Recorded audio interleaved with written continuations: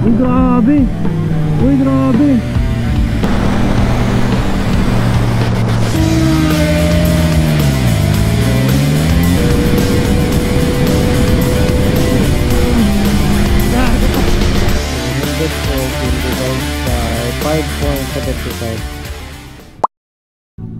So sinwap natin yung GSX natin dito sa ZX4RR.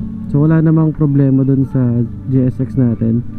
Bukod sa, ang hirap kasi ipang daily yung 1000. So nag-downgrade tayo sa 400 kasi hindi rin naman natin na-maximize yung power ng bike.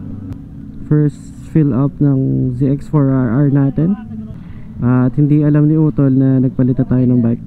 At titin natin reaction nila. Alam ko 14 liters yung ano nito eh. So first full tank natin 700 pesos with 11 liters. Medyo naubos ko si kagabi. Debit card po. Then magsisimba tayo ngayon sa may Antipolo. So tingnan natin kung ilan ang fuel consumption natin dito mamaya pag uwi natin. Pupunta tayo ngayon sa may Petron, sa may Bukawi, para akitain si Utol. Grabe, apakagaan ng bike pala na to. Parang ang dali niya i-banking. Di lang siya ganun kabilis, pero parang mas nakaka-enjoy pa siya kaysa gamitin yung mga 1,000 eh. Ang ingay niya as in. Ang kaibahan na nakita ko pagka 1,000 tapos babalik ka sa lower CC. So 1,000 kasi parang kahit anong gear mo lagyan eh, may push eh. Pero dito hindi eh. Pag hindi ka nag low gear, walang power. As in wala. Kahit bigyan mo, wala siyang power. Kung wala pa sila. Sabi sa'yo eh. Nandito sila sa likod. Wala pa sila. Wala pa sila. Nakapaglinis pa ako ng lens. Tagal nyo naman. Let's go. Pagdating natin na sabihin na. Mauna ka na video kita. Oh shit, right over nga pala. Hindi ka magugulat dyan. Ang hina niyan eh. Ang ganda ng ano ng angkas dyan. Ako hindi ko pa nakikita yung tsura ko. Pero ang ganda ng ano nila. Kahit pagkagalit tayo magyayakap eh. Pag kumaan, alam mo na. Kailangan galitin mo yung 1, 2, 3 para umandar ka.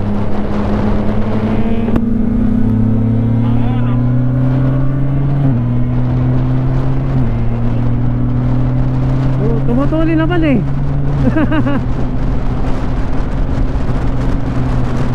Ang gamit yung Utol yung ZX4RR natin. Ano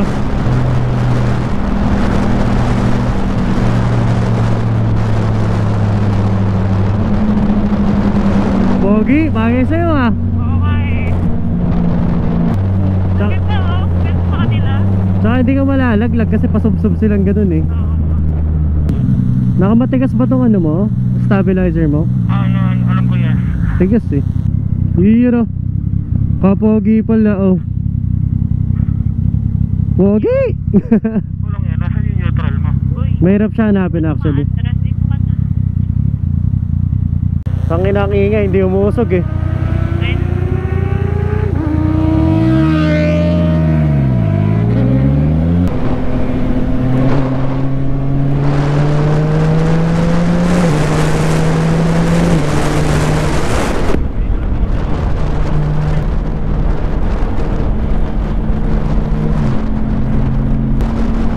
Hulihin ka yan, gagi. Lapit na tayo sa San Pedro Calungsod, no? Konti na lang. This is exit. Ba't sumobra ka? Yung pala entrance. Exit pala to. Sorry. Delikado ata i-park yung motor natin dito. Oo, ito sa baba yung pang motor. Dito na tayo sa San Pedro Calungsod. Sorry kuya, nagdadasal ka ang ingay ko. Pogi oh, gagi. Bagay sa inyo. Kaya mag 4RR ka na din. Utang ina. Ayaw mag-gear nito ah. Okay, so tapos tayo magsimba dito sa may Pedro Calungsod. Ang ganda pa yun na simbahan dito kasi aircon, tsaka iba yung approach nila, ibang iba kumpara sa Bulacan. So uwi na tayo guys. Ewan natin kung anong gasolina natin sa lakad na to, mamaya pakita ko sa inyo. Hindi ko lang kami nakikita yung camera nating maayos kasi hindi ko pa ito nasa-set up para dito sa sports bike. Hindi ko alam kung gaano nakasubsob to eh. Ayoko eh. Oo, pauwi tayo ngayon ng Bulacan and then doon na tayo kakain. Ang ingay agad. Ang ingay agad, wala pa speed. Yung gago. Ano?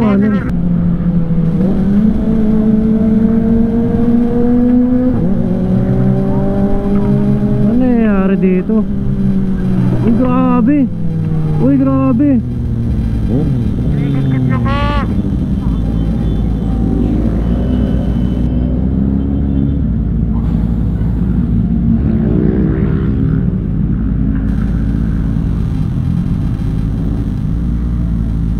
Oo nga.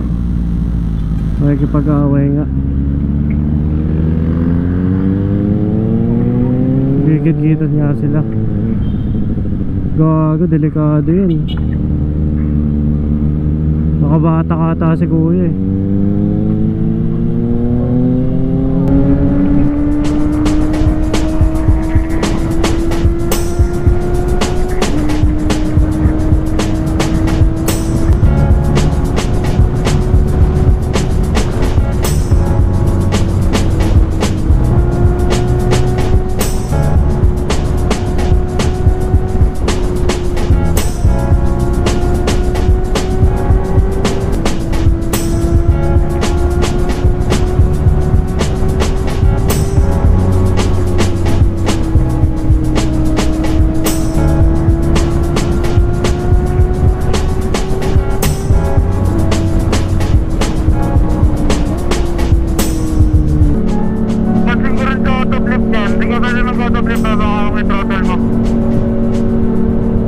Ano?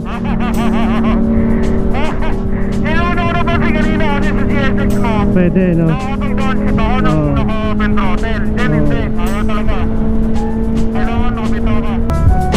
Ito yung dinadaanan eh. Napapakabakpak ka dito eh.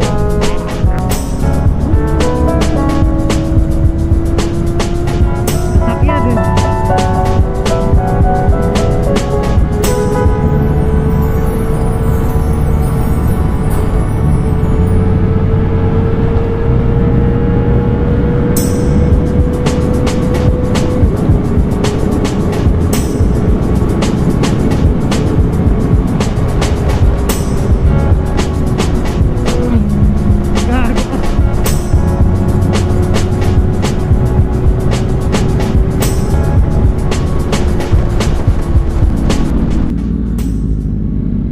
So check natin ang fuel consumption natin.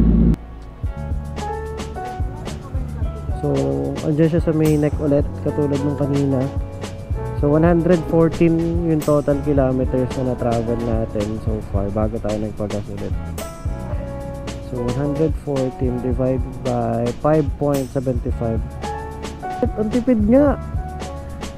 19. Ratrat na ratrat pa tayo doon. 19 kilometers, 19.8 kilometers per liter.